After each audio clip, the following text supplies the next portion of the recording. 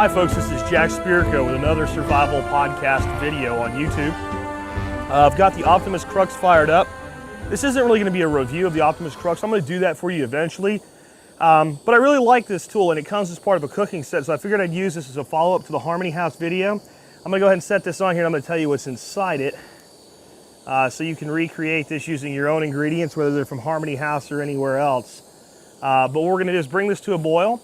Once we get a boil, not even a real heavy rolling boil, just a boil, we're going to go ahead and close it down and let it sit for about 5 minutes so all those dehydrated veggies can reabsorb everything. There's only 2 ingredients in here that are not from the Harmony House videos, the Harmony House sampler pack that I just showed you in the last video. Let me give you an idea of what is, like just 3 actually, because 1 is water. So what we did is we placed 2 cups of water in here. So we're trying to boil 2 cups of water with the Optimus right now. We used 1/4 cup of the split peas, which should yield about 1/2 cup of actual cooked peas when they're fully rehydrated. I think that's something I probably left out of last video. Most, not all, but most of the dehydrated products about double in size. So those little 1 cup things of beans become roughly 2 cans of beans when you redo them.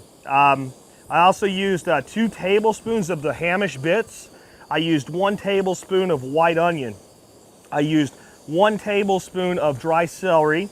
And then the non-Harmony House product that I used was, I used 1 teaspoon of Orrington Farms Beef Base, which is a product I like much more than bouillon cubes. It's not quite as good for making up trail packs and things like that. You can do it, but it is kind of a moist product, so you kind of have to package it separately. That said, it's got a great shelf life, but it has a much better flavor than standard bouillon to me.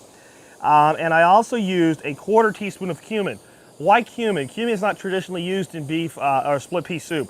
Split pea soup usually has that smoky flavor with the Hamish butcher. I wasn't sure how much I would get. Cumin has a good smoky flavor, so that's why I included that in the recipe. And we're starting to get just a little bit of action there. I'm going to go ahead and pause the camera so you don't have to sit here and wait for it to boil. And I'll come back on when we're starting to get some steam and close to our boil and finish up the video for you. Okay, we're back. We're at a full rolling boil, and I've turned it way down. And I've actually let it boil for about 30 seconds. And I'm now going to kill it completely. And brought the cutting board out here so that I wouldn't have this hot pot on top of this glass table. And I'm going to cover it. And I'm going to let it sit for about 5 minutes. I'll be back. I'll give you my honest opinion of the taste.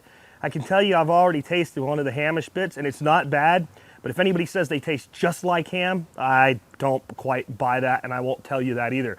So give me 5, I'll be back, and we'll wrap it up. Okay, so I'm back. Brought a cold beer to enjoy this with, and it's been about 5 minutes, and we're going to go ahead and remove the lid. Still nice and steaming hot.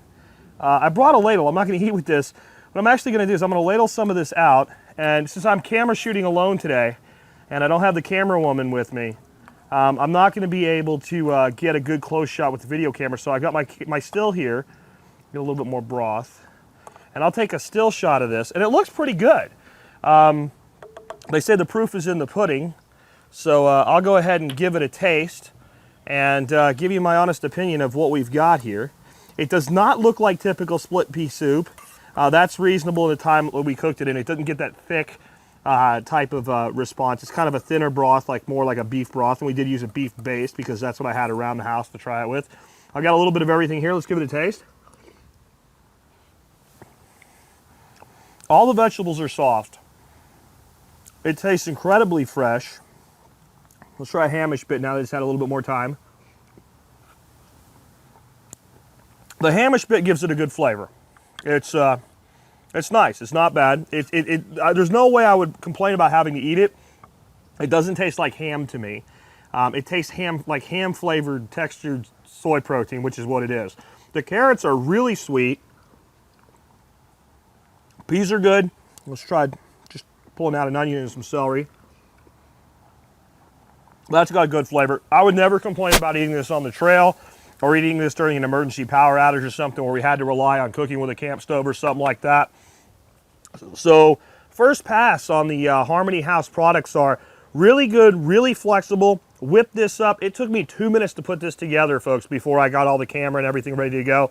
Just threw it in there, took a guess on it. If I had it to do again, I'd increase the amount of peas. I'd probably double them. I didn't want to like end up with like this mush pile, but you could definitely go double the piece. I'm gonna dump this back in here. I'm gonna enjoy this cold beer. I'm gonna eat this, and then I'll get to load it up on YouTube. Hey, Harmony House, give it a shot, especially this Deluxe sampler pack. I think we can have a lot of fun experimenting together and coming up with some cool ideas. This has been Jack Spirko with another survival podcast video, helping you figure out how to live that better life if times get tough, or even if they don't.